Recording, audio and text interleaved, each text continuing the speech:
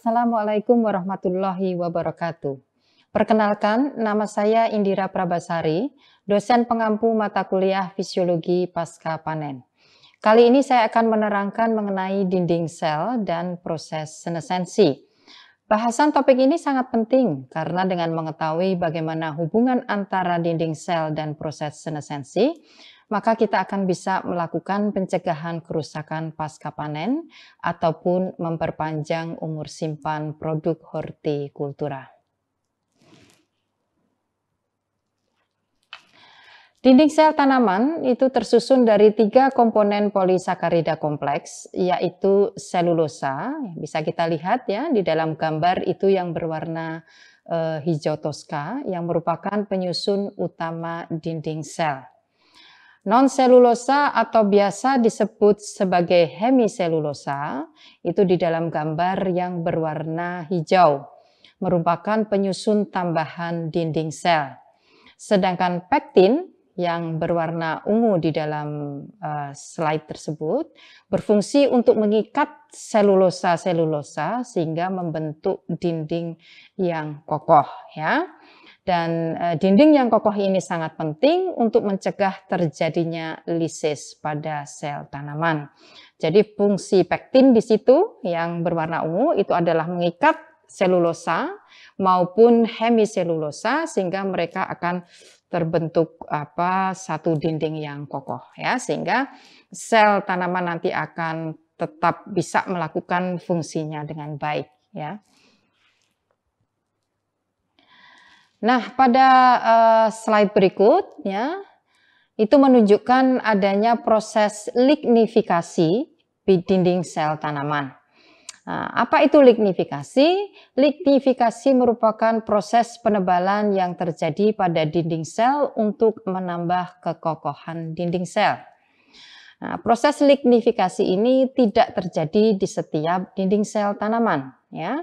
Lignifikasi ini biasa terjadi pada tanaman berkayu untuk menambah kekuatan dinding sel. Ya, dan tidak seperti selulosa, hemiselulosa ataupun pektin, maka lignin itu bukan karbohidrat, melainkan senyawa polimer ya, melainkan merupakan polimer ya, dia polimer itu artinya panjang ya, dan polimer dari senyawa fenilpropen ya, merupakan senyawa polimer yang terbesar kedua setelah selulosa. Pada gambar A itu bisa kita lihat ya, struktur dinding sel ya, seperti pada slide sebelumnya ya. Sedangkan pada gambar B itu merupakan dinding sel yang mengalami proses lignifikasi ya. Dan pada gambar B itu bisa kita lihat bagaimana selulosa atau selulose itu diselimuti oleh lignin yang berwarna kuning ya. Jadi itu bisa kita lihat ya, dinding sel itu menjadi lebih kokoh, lebih tebal lagi karena adanya senyawa lignin yang menyelimuti selulosa. Nah, pada gambar B kita juga bisa melihat bagaimana arabinoxylen ya, atau yang masuk golongan hemiselulosa, warnanya hijau di situ, menjulur sepanjang selulosa untuk menambah kekuatan dinding sel ya. Jadi ingat ya, lignifikasi itu tidak terjadi pada semua dinding sel tanaman, tapi spesifik terjadi pada tanaman-tanaman yang berkayu ya. Supaya apa? Supaya dinding selnya menjadi lebih kuat. Nah, selulosa sendiri apa ya? Selulosa itu tadi sudah disampaikan merupakan kompleks polisakarida. Nah, ini merupakan senyawa organik dengan rumus C6H10O5 ya. Ada N-nya di situ sehingga ada multiple-nya polimer karena itu rantainya panjang sekali untuk selulosa. Nah, selulosa ini merupakan polisakarida yang terdiri dari rantai linier dari beberapa ratus hingga lebih dari 10.000 ikatan beta 14 unit D-glukosa. Nah, selulosa merupakan komponen struktural utama dinding sel tanaman. Sekitar 33% dari semua materi sel tanaman itu merupakan selulosa. Sebagai contoh, selulosa dari kapas adalah 90%, besar sekali ya. Dan dari kayu adalah sekitar 40-50%. Nah, selulosa ini tidak dapat dicerna oleh manusia. Nah, siapa yang bisa mencerna? Yang bisa mencerna adalah hewan yang memiliki enzim selulase. Contohnya adalah rayap. Ya, rayap itu mempunyai enzim selulase sehingga rayap itu bisa mencerna atau mendegradasi selulose.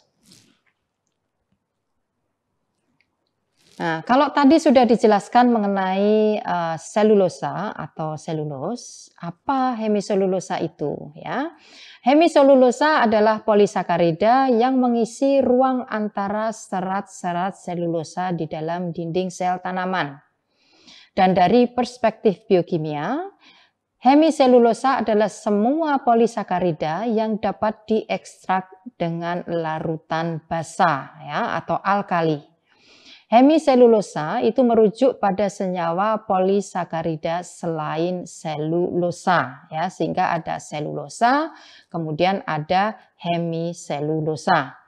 Nah, monomer penyusun hemiselulosa biasanya adalah rantai D-glukos atau D-glukosa ditambah dengan berbagai bentuk monosakarida yang terikat pada rantai, baik sebagai cabang atau mata rantai. Seperti pada D-manosa, D-glukosa, D-fukosa, dan pentosa seperti D-silosa dan D-arabinosa. Nah, kalian ingat kembali ya mata kuliah biokimia perbedaan antara D, Dexter, dan L atau Levo. Ya, apa itu? Silahkan kembali dibuka diktat atau buku ajar biokimia. Nah, komponen utama hemiselulosa pada dikotiledone ya didominasi oleh xyloglucan ya, sementara pada monokotil komposisi hemiselulosa lebih bervariasi. Pektin ya, ini sering saya sebut ya, pektin ini karena pektin memegang peran penting di dalam kekerasan struktur tanaman ya. Nah, pektin merupakan polisakarida kompleks yang diperoleh dari dinding sel tanaman. Pada sel tanaman, pektin banyak terdapat di lamela. Apa itu lamela? Lamela itu adalah di antara satu sel dengan sel yang lain. Jadi kalau ini sel A, ini sel B, maka lamela itu adalah di antara sel A dan sel B. Pektin banyak sekali terdapat di lamela. Fungsinya apa? Tadi sudah saya jelaskan. Fungsinya adalah mengikat dinding sel yang satu dengan yang lain, ya, sehingga nanti dinding sel tanaman semuanya itu diikat menjadi satu dinding sel yang kokoh atau yang kuat.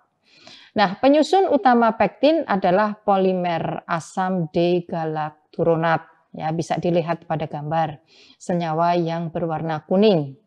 Nah, senyawa ini terikat dengan alfa 14 glikosidik ikatannya ya. Asam galakturonat memiliki gugus karboksil yang dapat saling berikatan dengan ion magnesium atau kalsium sehingga berkas polimer berlekatan satu sama lain ya. Penyusun lain dari pektin adalah rhamnogalakturonan atau biasa disingkat sebagai RG yang mempunyai struktur yang lebih berambut ya, bercabang ya, karena mempunyai banyak sekali cabang. Nah, selain berfungsi sebagai perekat, maka pektin juga mempunyai fungsi yang lain. Fungsinya apa saja? Di antaranya sebagai pelindung dinding sel terhadap serangan patogen. Nah, tadi sudah saya sampaikan, pektin ini sangat erat kaitannya dengan firmness atau kekerasan pada dinding sel. Ya, pada gambar itu bisa dilihat bagaimana pektin ya yang terdiri dari Hg atau homogalakturonan, RG1 atau rhamnogalakturonan 1 dan RG2 atau rhamnogalakturonan 2. Berada di middle lamella dan mengikat dinding sel yang satu dengan dinding sel yang lainnya. Dengan adanya aktivitas enzim polymethylesterases dan polygalacturonase, maka pektin mengalami degradasi sehingga ikatan antara sel yang satu dengan sel yang lain menjadi lepas ya. Jadi saya sampaikan ini sel 1, ini sel 2. Ini mereka bisa erat karena diikat oleh pektin. Karena adanya degradasi pektin, maka pektin ini menjadi terdegradasi menjadi asam pektat sehingga antara sel dan satu dan yang lain kemudian menjadi renggang. Nah, hal ini menyebabkan firmness atau kekerasan pada buah menurun sehingga buah menjadi lunak ya.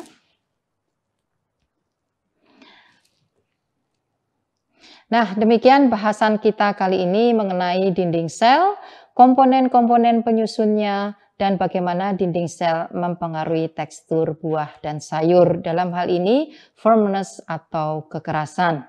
Diskusi lebih lanjut kita lakukan di My Class. Silahkan kalian kerjakan tugas-tugasnya yang ada dan silahkan kalian aktif berdiskusi di focus group discussion yang sudah disediakan di My Class.